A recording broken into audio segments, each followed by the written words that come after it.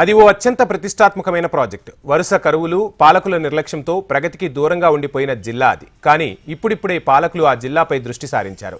అక్కడ solar park ఏర్పాటు చేస్తున్నారు. స్థానికులకు ఉద్యోగాలు, ఉపాధి కల్పించే దిశగా వడివడిగా అడుగులు వేస్తున్న కర్నూలు జిల్లాలోని సోలార్ పార్క్ చుట్టూ ఇప్పుడు రాజకీయ రగడ మొదలైంది.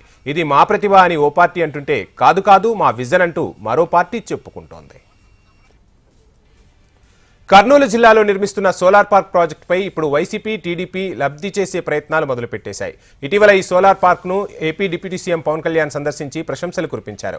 ఇది ఓ అద్భుతమైన ప్రాజెక్టుగా ఆయన కీర్తించారు. బీడు భూములు ఇప్పుడు ఉపాధినిచ్చే ప్రాంతాలుగా, వెలుగులు అందించే కేంద్ర బిందువుగా మారుతుండటం పట్ల పవన్ కళ్యాణ్ సంతోషం వ్యక్తం చేశారు. ప్రాజెక్టుకు అంకురార్పణ చేయడం ఒక ఎత్తైతే, ఇక్కడ రైతులను ఒప్పించి ప్రాజెక్టు కోసం భూమి సేకరించి పనులు వేగంగా చేయడం చాలా గొప్ప విషయంగా డిప్యూటీ సీఎం చెప్పుకొచ్చారు. ఇదే ఇప్పుడు వైసీపీ నేతలకు ఆయుధంగా మారింది. జగన్ పాలనలో ప్రాజెక్టులకు ఎంత ప్రాధాన్యత ఇచ్చామో కర్నూలు సోలార్ పార్క్ పురోగతి నిరూపిస్తుందని వైసీపీ నేతలు అంటున్నారు. గ్రీన్ సోలార్ ప్రాజెక్టును మాజీ సీఎం జగన్ అత్యంత ప్రతిష్టాత్మకంగా తీసుకుని ముందుకు సాగినట్టు వైసీపీ నేత కాటసాని రాంభూపాల్ రెడ్డి తెలిపారు. ఆయన చొరవ వల్లే ఆనాడు రైతులు స్వచ్ఛందంగా భూములు ఇచ్చారని గుర్తు చేశారు. ఇక ప్రాజెక్టు నిర్మాణంలో కూడా జగన్ హయాంలో పురోగతి వేగంగా జరిగిందన్నారు. ఈ విషయం AP deputy CM Pawan Kalyan బహిరంగంగానే ఒప్పుకున్నారని అన్నారు. ఇందుకు పవన్ను తాము అభినందిస్తున్నట్లు చెప్పారు. జగన్ హయాంలో ప్రాజెక్టులు పరుగులు తీసిన విషయం కూటమి నేతలు గుర్తించాలన్నారు.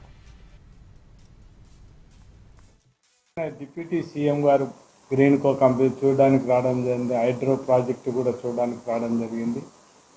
పవన్ కళ్యాణ్ గారు మొత్తం ఆ ప్రాజెక్టు, ఆ పని జరిగిన విధానాన్ని వితిన్ 2 yearsలోనే కంప్లీట్ చేసి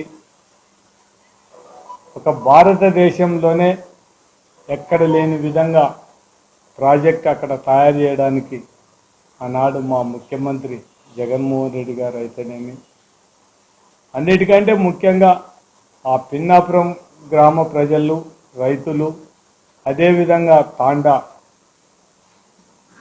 వాళ్ళందరికీ కూడా కృతజ్ఞత చెప్పాల్సిన అవసరం ఉంది.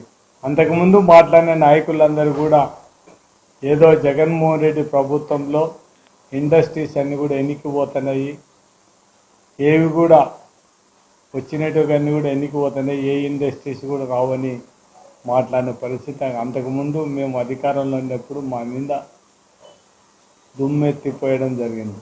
అంతకుముందు తెలుగుదేశం గవర్నమెంట్లో సోలార్ వాళ్ళ పర్మిషన్ ఇచ్చినట్టు కానీ దీనికి ఎన్ని అడ్డంకులు ఉన్నాయి, ఏమున్నాయని కూడా ఫారెస్ట్ ఎటువంటి ఇబ్బంది లేకుండా అన్నీ మళ్ళా జీవో సపరేట్గా ఇచ్చి జగన్మోహన్ రెడ్డి గారి ప్రభుత్వంలో ఇది పూర్తిగా కంప్లీట్ చేయడానికి కూడా పూర్తి సహకారం ఆనాటి ముఖ్యమంత్రి జగన్మోహన్ రెడ్డి ఇవ్వడం. అయితే ఇక్కడే అసలు కథ మొదలైంది. వైసీపీ హయాంలో అభివృద్ధి మాటే లేదని, అందులో ప్రాజెక్టుల ఊసు అసలే లేదని మంత్రి టీజీ భరత్ కౌంటర్ ఇచ్చారు.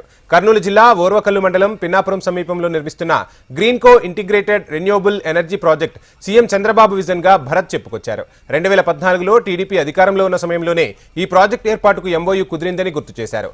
ఇది జగన్ సృష్టిగా వైసీపీ నేతలు చెప్పుకోవడం వారి దిగజారుడుతనానికి రుజువు చేస్తుందని విమర్శలు గుప్పించారు. మొత్తానికి సోలార్ పార్కు నిర్మాణం ఇప్పుడు రాజకీయ లబ్ధికి ఆయుధంగా మారింది. ప్రాజెక్టు నిర్మాణం మా వల్ల అంటే, కాదు కాదు మా వల్ల అంటూ టీడీపీ, వైసీపీ నేతలు బహిరంగంగానే చెప్పుకుంటున్నారు. ఇక ప్రజలు మాత్రం ఎవరి హయాంలో ప్రాజెక్టు వచ్చిందన్నది పక్కన పెట్టి కర్నూలు జిల్లాకు మంచి రోజులు వస్తున్నాయని ఆనందం వ్యక్తం చేస్తున్నారు.